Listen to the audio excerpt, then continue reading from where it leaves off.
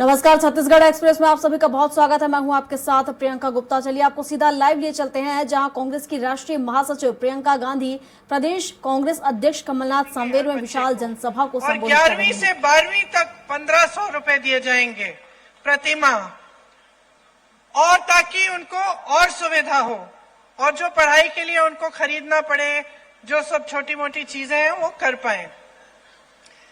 देखिए, आपकी जो ये धरती है, रीना जी बता रही थी कि यहाँ का सबसे सुप्रसिद्ध मंदिर उल्टे हनुमान जी का मंदिर है कि नहीं? बहनें आप जाती होंगी, जाती हैं?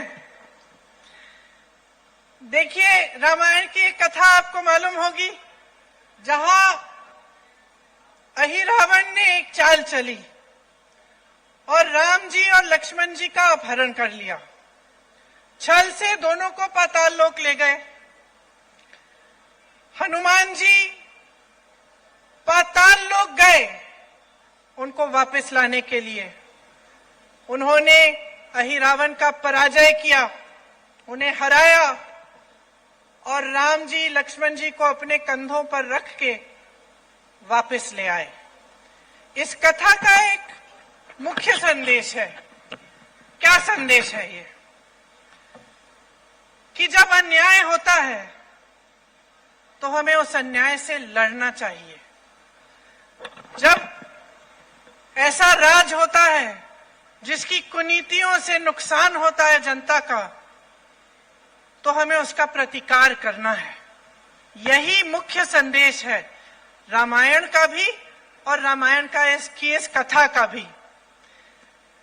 तो देखिए, यहां सांवेर आकर ये कहना जरूरी है कि 2018 में आपने एक सरकार चुनी।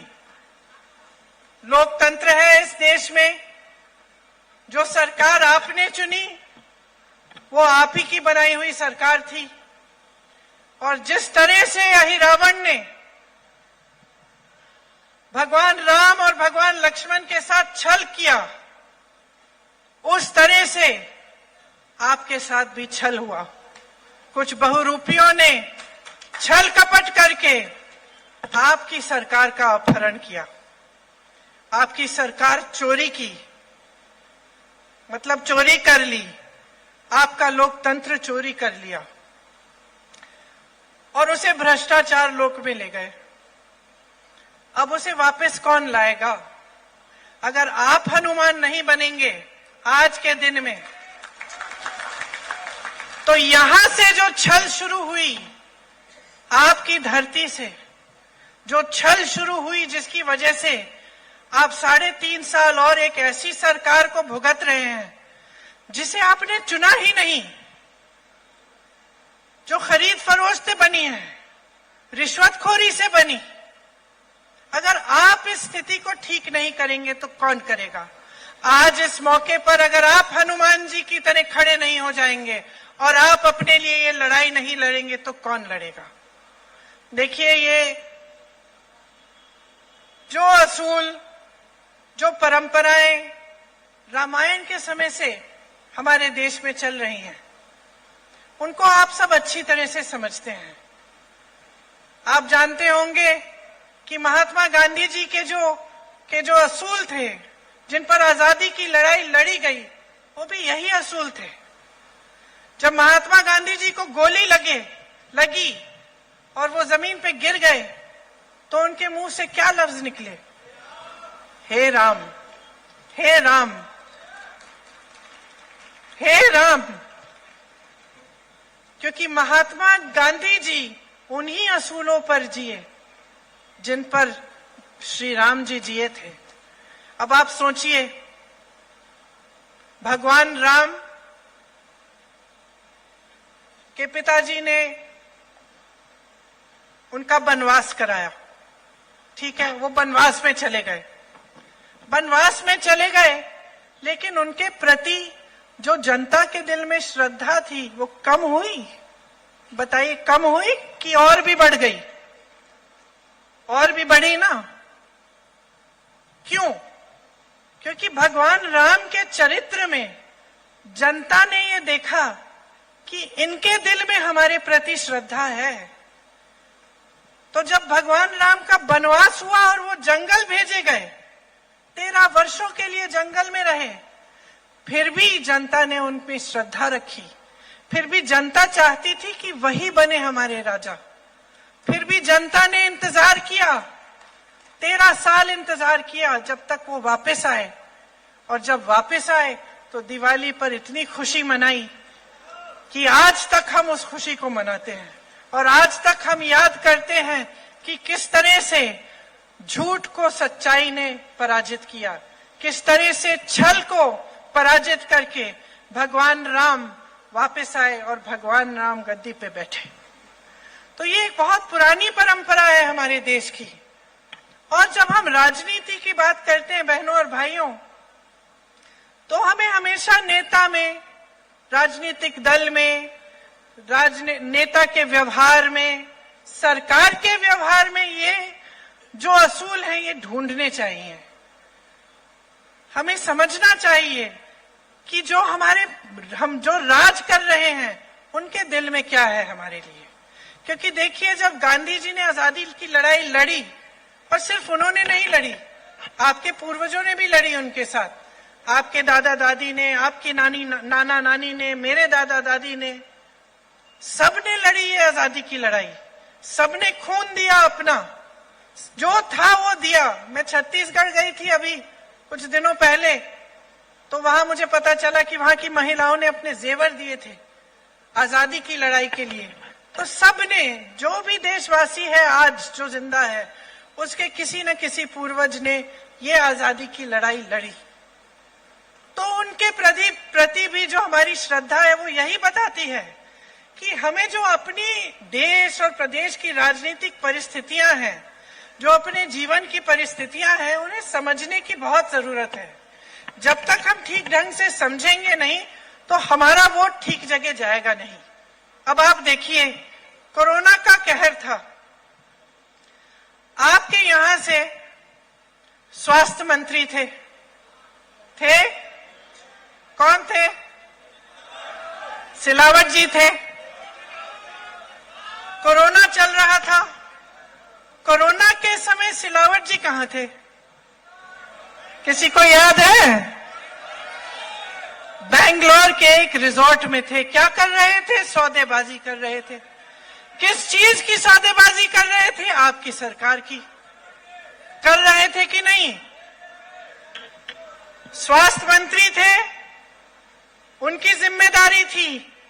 कोरोना चल रहा था, तबाही मच रही थी, हर जगह आप ऑक्सीजन के लिए तरस रहे हैं, वो बेंगलोर में बैठे सौदा कर रहे हैं। उनकी जिम्मेदारी थी। जब वो शुद्ध के लिए युद्ध का जो आपने छेड़ा था कमलनाथ जी, नारा कि मिलावट रोकनी है, सिलावट जी क्या कर रहे थे? सरकार में मिलावट लाने की बात कर रहे थे। तो अच्छा हुआ चले गए, अच्छा हुआ चले गए, क्योंकि ऐसे नेता जो आपके जनमत को पैसों और धन को इस्तेमाल करके आपके जनमत को बिगाड़कर एक ऐसी सरकार ला सकते थे आपके प्रदेश में जो आपका नुकसान करे, अच्छा है दूसरी पार्टी में चले गए। और शायद अगर आप अपना वोट विवेक से देंगे तो और अच्छा होगा, वो थोड़ा सा सबक भी सीख लेंगे। थोड़े दिनों सत्ता से बाहर रहे, हर नेता की सेहत के लिए बहुत अच्छा होता है, तभी तो सीखते हैं नेता। तो मैं आपको गांधी जी की बात कर रही थी, मैं आपको परंपराओं की बात सुना रही थी। किस लिए? क्योंकि देखिए, जब प्रदेश को चलाना होता है, देश को चलाना होता है, तो हम एक ऐसी सरकार चाहते हैं जिसके कुछ आदर्श हो, असूल हो और एक नजरिया हो कि देश प्रदेश के लिए क्या करना चाहते हैं। हम जानना चाहते हैं कि भाई हमारे लिए क्या करेंगे, क्या नौकरी दिलवाएंगे हमारे बच्चों को, क्या किसानों की जो जीवन है, जो संघर्ष से भरे हैं, मुश्किलों से भरे हैं, उसमें किसानों की कुछ सहायता हो जाएगी कि नहीं, यही चाहते हैं। और आज के जमाने में ये भी हो गया है कि हम नेताओं से कम मांगने लग गए हैं। एक जमाना था, मैं अपने पिताजी के साथ जाती थी अमेठी में, उत्तर प्रदेश में। पिताजी प्रधानमंत्री थे, मैं साथ साथ चलती थी और मैंने अपने कानों से सुना, अपनी आंखों से देखा। गांव की महिलाएं डांट रही हैं खूब जोर से उन्हें कि भाई तुमने कहा था ये सड़क मरम्मत, इसकी मरम्मत कराओगे, 1 साल निकल गया, कराई नहीं। डांटती थी, बहुत मांगती थी, कहती थी पानी दिलवाओ, हमारा स्कूल ठीक करवाओ, यहाँ पे शिक्षक नहीं आते, शिक्षक को भेजो, यहाँ पे कोई उद्योग लगवाओ, बड़ी बड़ी पाठशालाएं चाहिए हमें, मांगते थे। और आजकल जमाना ये हो गया है कि लोग कहने लगे कि भाई थोड़ा बहुत काम कर ले तो भ्रष्ट भी हो तो ठीक है, चलेगा, लेकिन हमारे लिए थोड़ा बहुत काम कर ले, ये जमाना आ गया है। ये गलत है भाई और बहनों, बहुत गलत है। और ये आपके हाथों में है कि इस जमाने को बदलो। मैं कल छत्तीसगढ़ में थी, वहां जाके बहुत अच्छा लगता है क्योंकि वहां कांग्रेस की सरकार है। तो मैं मंच पे खड़े होकर कह सकती हूँ कि भाई हमने ये करके दिया है तुम्हारे लिए। लोगों के चेहरों पे मुस्कुराहट देखती हूँ। आज आपको मालूम है छत्तीसगढ़ में आपके साथ लगा हुआ प्रदेश है, एक समय में मध्य प्रदेश का हिस्सा होता था। छत्तीसगढ़ में सबसे कम बेरोजगारी है, कांग्रेस की सरकार है, सबसे कम बेरोजगारी है। और जो पलायन करके जाते थे वो आज सोच रहे हैं कि भाई शहर में क्या कर रहे हैं, हम अपने घर चले जाते, वहीं रोजगार मिल जाएगा, वहां रोजगार मिल रहे हैं। और बगल में आपका मध्य प्रदेश, 18 सालों से भाजपा की सरकार है। कोई बताएगा पिछले 3 सालों में कितने रोजगार दिए हैं? यहाँ मेरे नौजवान भाई बहन बैठे हैं, किसी को रोजगार मिला? कैसे मिलेगा? 21 रोजगार, सिर्फ 21 रोजगार दिए हैं 3 सालों में। बहनों सोचो, इतना बड़ा प्रदेश है, 21 रोजगार सरकार ने दिए हैं। तो जो रोजगार, जो पद खाली हैं वो भरे ही नहीं है।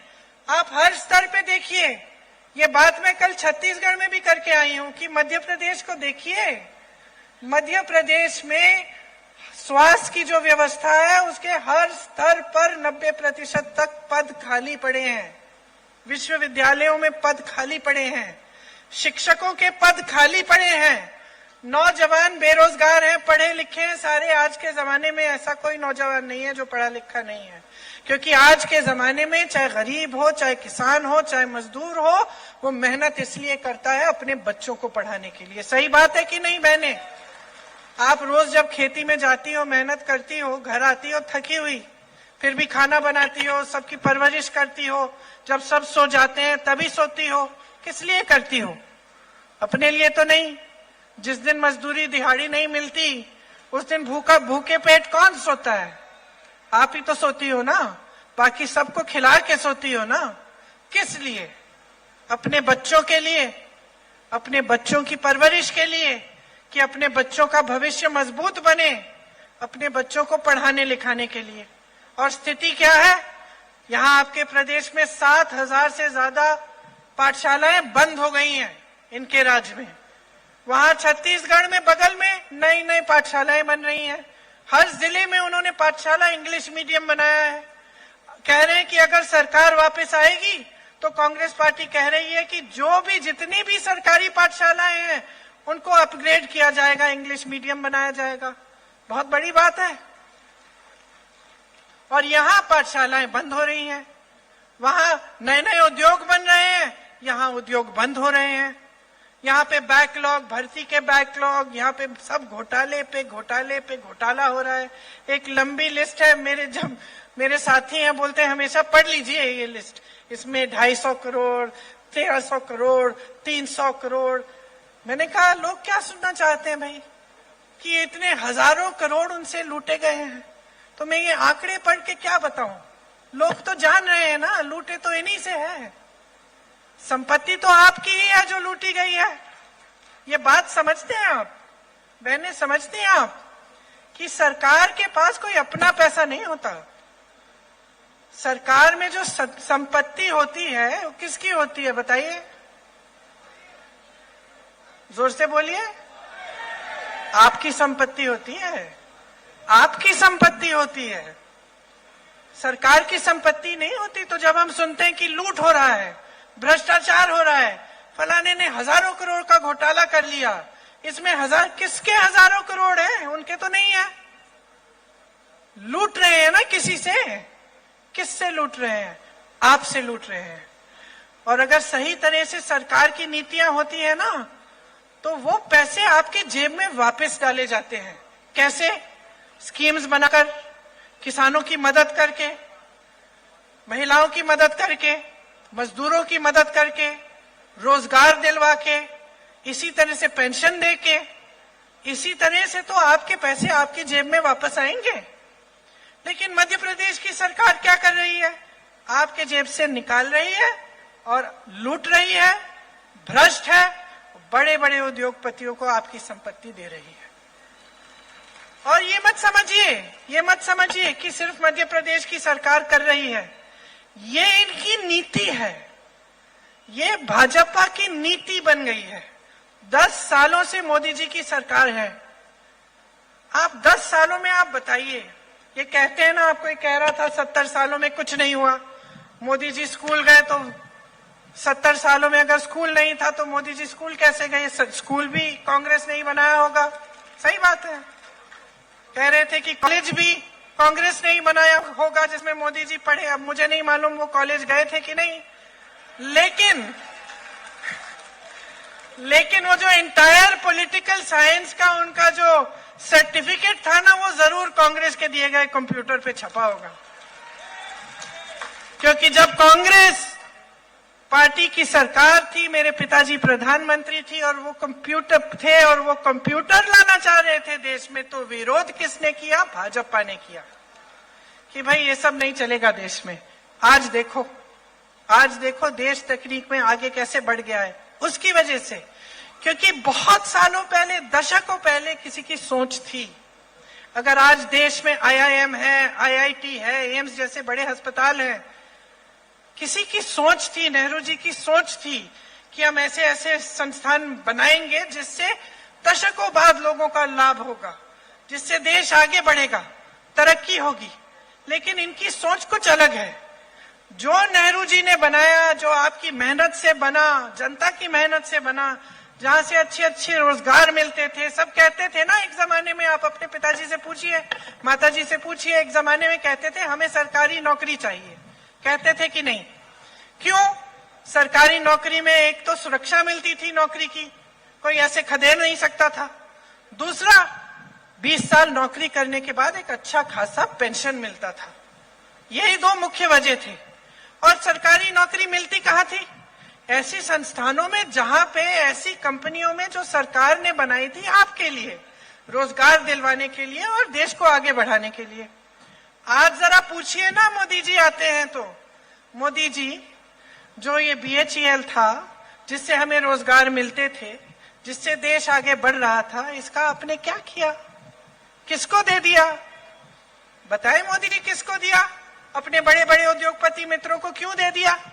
एक नहीं, जितनी भी सरकारी कंपनियां हैं आज उनके बड़े बड़े उद्योगपति मित्रों के हाथों में है। आज वो उनसे कमा रहे हैं।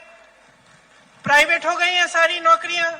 सरकारी नौकरियां में जो पेंशन मिलता था वो भी नया पेंशन हो गया है। लोग घबराते हैं कि 20 साल के बाद, नौकरी करने के बाद हमारे पैसे कहां डाले जा रहे हैं, हमें खुद नहीं मालूम। कल को गलत जगह डाल दिए, इन्वेस्ट कर लिए, वहां पे कुछ गड़बड़ हो गई, हमारे सारी 20 सालों की कमाई चली जाएगी। आज सरकारी जो अधिकारी है, जो कर्मचारी है, क्या कहता है? हमें पुरानी पेंशन दे दीजिए, हमें सिर्फ अपने पैसे जो हमने कमाए, जो हमारी हर महीने आपने हमसे काटे, वो हमें अंत में दे दीजिए, हम खुद इसका ध्यान रख लेंगे, हम खुद इसकी हिफाजत कर लेंगे। ये लोग क्या कहते हैं? नहीं नहीं भैया, बहुत पैसे लग जाएंगे, बहुत पैसे लग जाएंगे। तो ये जो सरकारी कंपनियां हैं, ये आपने क्यों सौंप दी अपने दोस्तों को कौड़ियों के दाम पे? तो बहुत पैसे लग जाएंगे हमारे पेंशन में, किसानों के कर्ज दिलवाने में। तो फिर बताइए, आप इन बड़े बड़े हवाई जहाजों में उड़ रहे हैं मोदी जी। 8,000 करोड़ का एक हवाई जहाज, 2 लिए हैं। गाड़ी नहीं है भाई और बहनों, हवाई जहाज है। 16,000 करोड़ के 2 हवाई जहाज एक इंसान उड़ रहा है, पूरी दुनिया में घूम रहा है। और जब खरीदे, उस समय मैं यूपी में काम करती थी, गन्ने का बकाया कितना था? 15,000 करोड़ रुपए। 15,000 करोड़ रुपए गन्ने का बकाया। उस समय सारे किसान सड़क पे उतरे थे, काले कानून थे, ये लोग लागू कर रहे थे इनको वापस लेने के लिए। इनकी कोई सुनवाई नहीं हुई। जो गन्ने का बकाया देना था उससे तो आपने हवाई जहाज खरीद लिए अपने लिए। आप हंस रहे हैं, लेकिन ये तो रोने की बात है, रोने की बात है भाई। आपको गुस्सा चढ़ना चाहिए, गुस्सा चढ़ना चाहिए कि ऐसे प्रधानमंत्री हैं जो बड़ी बड़ी बातें करते हैं। मीडिया में आप खूब देखते हो, टीवी पे देखते हो, मेरे भाई यहाँ है, मुझे नहीं दिखाएंगे, लेकिन प्रधानमंत्री जी को जरूर दिखाएंगे। कोई बात नहीं, कोई बात नहीं, क्योंकि सच्चाई जनता समझ रही है अब, क्योंकि जनता को दिख रहा है। बहनों और भाइयों, आपके जीवन में तरक्की आ नहीं रही है। क्या हो रहा है बहनों? जीवन में तरक्की आई है क्या? कुछ मिला है? कि चुनाव आ रहा है, 2 महीने पहले बता दिया लाडली योजना। 2 महीने पहले बताया ना कि आप लाडली हैं। क्यों इससे पहले लाडली नहीं थी? इससे पहले गरीब नहीं थी, इससे पहले संकटों का सामना नहीं कर रही थी, इससे पहले संघर्ष नहीं कर रही थी, कि आज आप लाडली बन गई हैं। मुझे याद आता है, मेरी एक सहेली थी, हम जब छोटे थे, बचपन में साथ में स्कूल में थे, उसकी शादी हो गई। शादी हो गई एक ऐसे परिवार में जिसके मुखिया बड़े कंजूस थे। जब भी कुछ देना होता था कुछ नहीं देते थे परिवार को। बेचारी खुद अपना कुछ जुगाड़ करके अपना कुछ कर लेती थी जब जरूरत पड़ती थी। जब भी मांगे या जो उसके पति मांगते थे या कुछ कोई मदद हो जाए, दिवाली है कुछ, तो सारा खर्चा पति उठाए, सारा खर्चा खुद उठाई, मुखिया कुछ देते नहीं थे।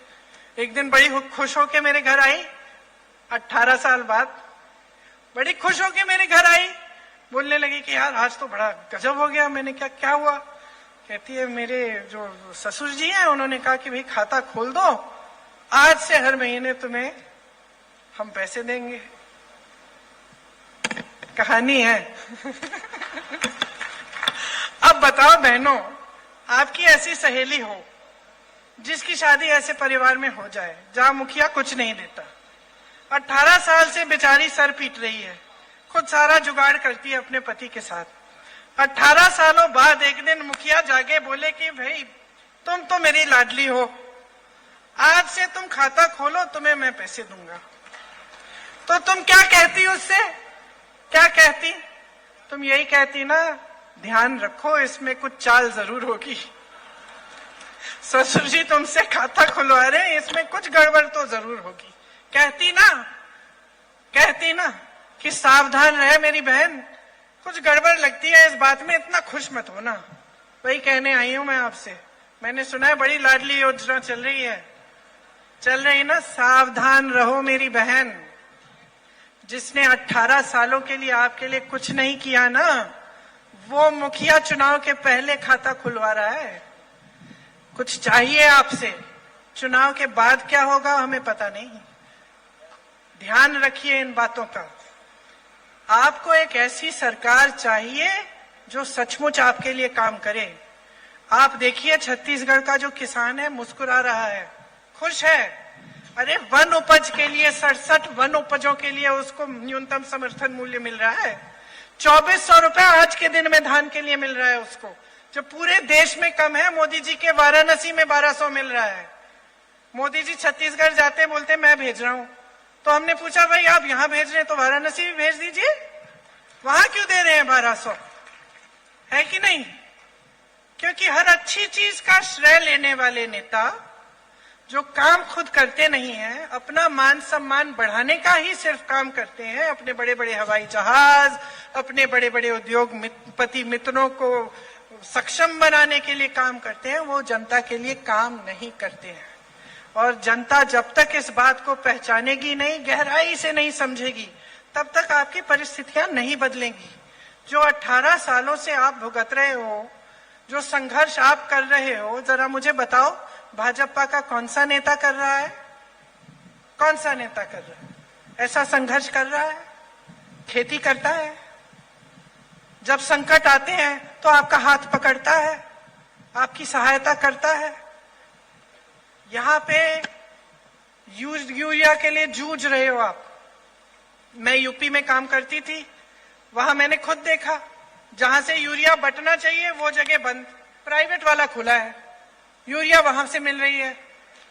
और यहाँ लंबी कतार, मैं गई थी ललितपुर, इसलिए गई थी क्योंकि कतार में खड़े हुए एक किसान को, वो खड़ा था, घर नहीं आया 2 दिन के लिए, पानी पीने के लिए, खाना खाने के लिए, वहीं मर गया, वहीं गिर के मर गया, यूरिया के लिए कतार में खड़ा था। वही स्थिति क्या आज यहाँ नहीं है कि जब आपको जहां से मिलना चाहिए वहां से मिलता नहीं है, फिर आपसे पैसे मांगे जाते हैं। यही है ना स्थिति, वहां भी यही स्थिति है। वहां भाजपा की सरकार चल रही है, यहाँ पास में देखिए छत्तीसगढ़ में किसान खुश है, यहाँ किसानी खेती में रोजगार बढ़ रहे हैं छत्तीसगढ़ में। यहाँ से और मध्य प्रदेश में, उत्तर प्रदेश में लोग छोड़ के जा रहे हैं कि हम शहर में जाते हैं कहीं पे रोजगार मिल जाए। तो ये परिस्थितियां हैं। यहाँ आपके पास आप सिंचाई की सुविधा नहीं है ना, सच बात है, सिंचाई की कम सुविधा है ना, यहाँ नहीं है। तो किसका काम है? सरकार का काम है कि आपके लिए सिंचाई करानी चाहिए, पानी उपलब्ध होना चाहिए, आपके लिए मदद होनी चाहिए। भाई जो संघर्ष का जीवन है उसमें मदद करना सरकार का काम है। खाद, बीज, ट्रैक्टर पे टैक्स लगा रखे हैं हर तरफ से। सांवेर से आप सुन रहे थे प्रियंका गांधी को, जिन्होंने बीजेपी पर निशाना साधा है और साथ ही उन्होंने कहा कि हनुमान जी की तरह बने और अपने हक के लिए लड़ाई लड़ाएं। इसी के साथ अभी के लिए बस इतना ही। अधिक जानकारी के लिए आप बने रहिए हमारे साथ और देखते रहिए स्वराज एक्सप्रेस। नमस्कार।